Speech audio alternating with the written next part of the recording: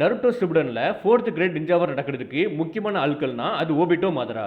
But இவங்க 2 பேருமே எதுக்காண்டி வார ஸ்டார்ட் பண்ணாங்க? இவங்க 2 பேர்த்தோட மோட்டிவ் என்னன்னு உங்களுக்கு தெளிவா தெரியுமா? ஃபர்ஸ்ட் ஓபிட்டோ கிட்ட இருந்து ஸ்டார்ட் பண்ணலாம். ஓபிட்டோ ஸ்டார்டிங்ல அமைதிக்கண்டு தான் ஃபைட் பண்ற மாதிரி காமிச்சிருப்பான். பட் அவனோட உண்மையான ரீசன் வந்து ரொம்பவே டார்க்காவும் எமோஷனலாவும் இருந்திருக்கும்.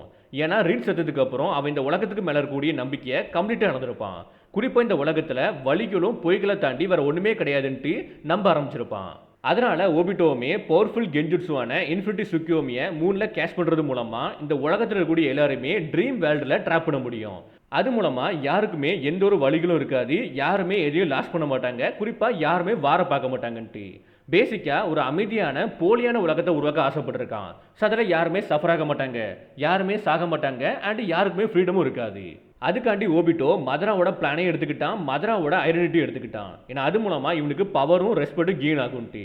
இது என்னதான் மதராவோட பிளானா இருந்தாலுமே இவன் மதராவை ரிவைவ் பண்ணாமே இதை பண்ண நினைச்சிருந்தான். ஏன்னா 2 பேர்த்தோட மோட்டிவ் ஒரே மாதிரி இருந்தாலுமே அந்த கோர் வித்தியாசமா இருக்கும். அதுபடி மதராவோட மோட்டிவ் எதை பேஸ் பண்ணி இருக்குன்னா ப்ரைடு அப்புறம் ஐடியாலஜிக்கல்.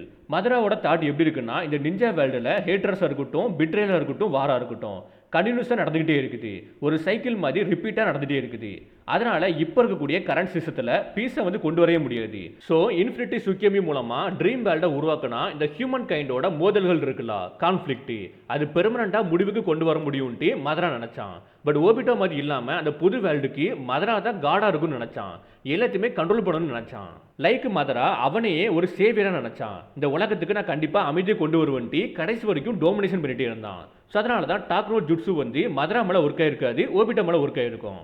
உங்களுக்கு பார்க்க போஸ்ட்ல மோட்டிவ் ஒரே மாதிரி தெரிஞ்சிருந்தாலுமே அந்த கோர் வந்து வித்தியாசமா இருக்கும். ஓபிட்டோவை பொறுத்த வரைக்கும் இந்த உலகம் ரொம்பவே கொடூரமா இருக்குது. இந்த உலகத்துக்கு பீஸை கொண்டு வரணும்னா அது இலுஷனால மட்டும் தான் முடியும்ட்டு. பட் மதராவை பொறுத்த வரைக்கும் ஹியூமன் கைண்டால மட்டும் இந்த பீஸை அச்சீவ் பண்ண முடியாது. அதுக்கு ஒரு காடு தேவைப்படும். அது நானா இருக்கேன், நான் வந்து கொண்டு வரேன்ட்டு அவன் இந்த பிளானை செயல்படுத்தியிருப்பான்.